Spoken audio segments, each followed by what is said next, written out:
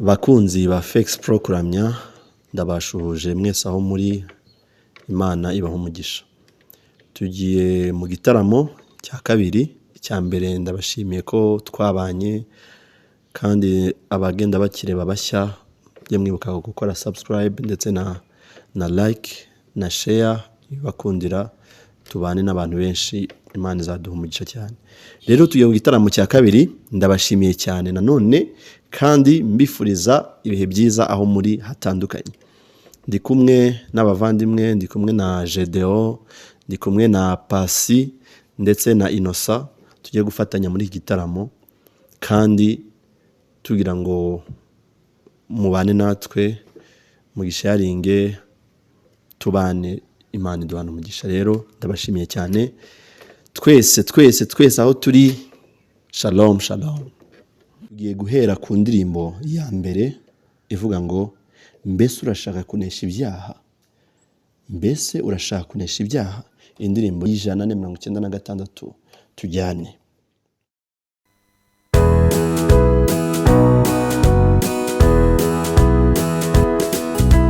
Mbese urashaka kunesha ibyaha, izera amaraso ya Yesu.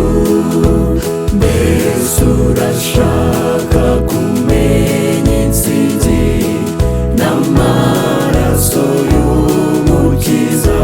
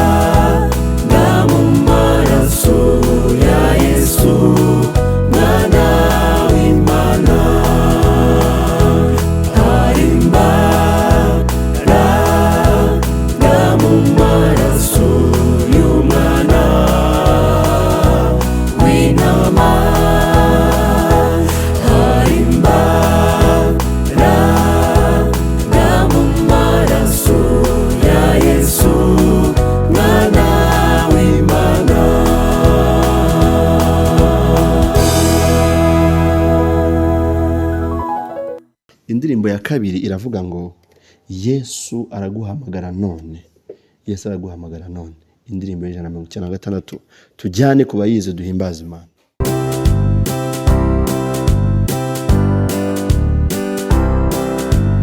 Yesu arahamagara ati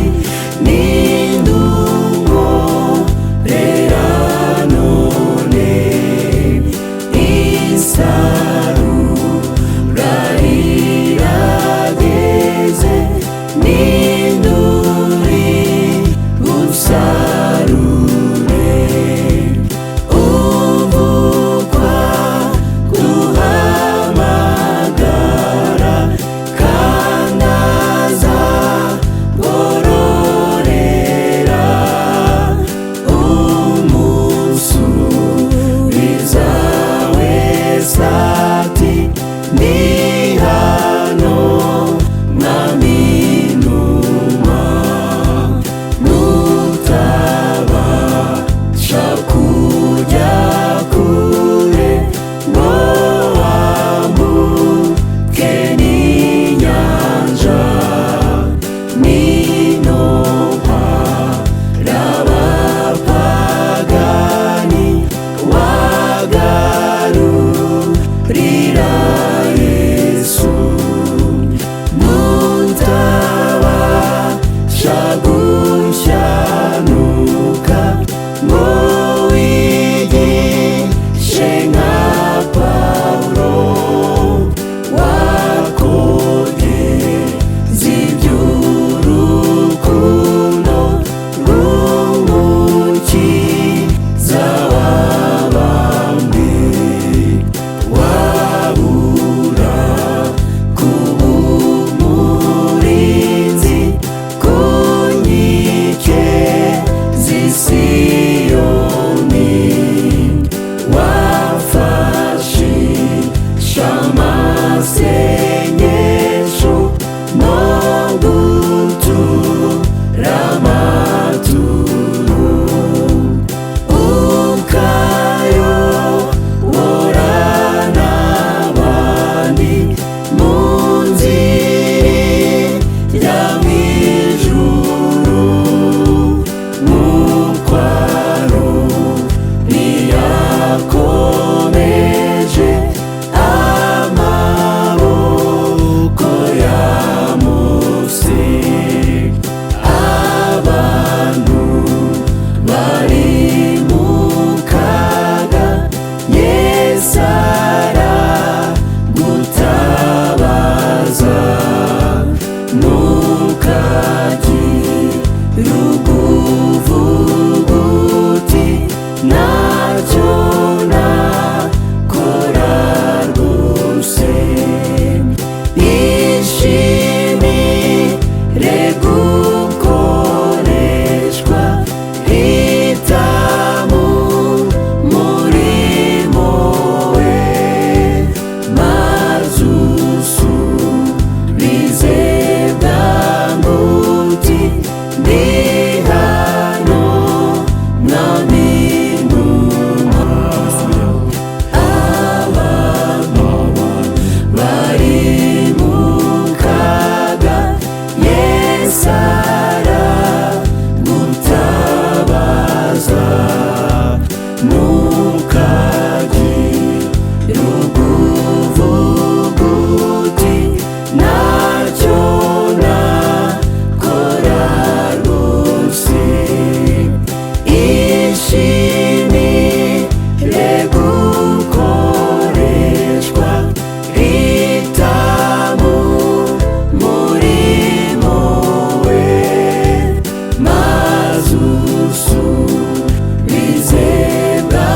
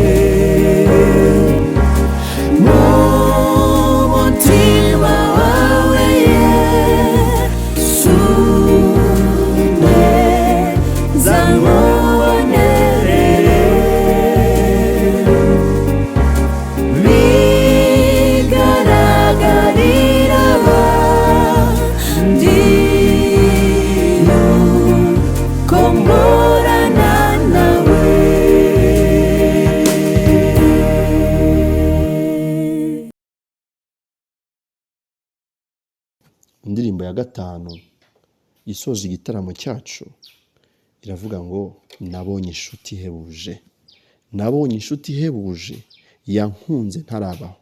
Tuyiririmbane idushimishe. Murakoze.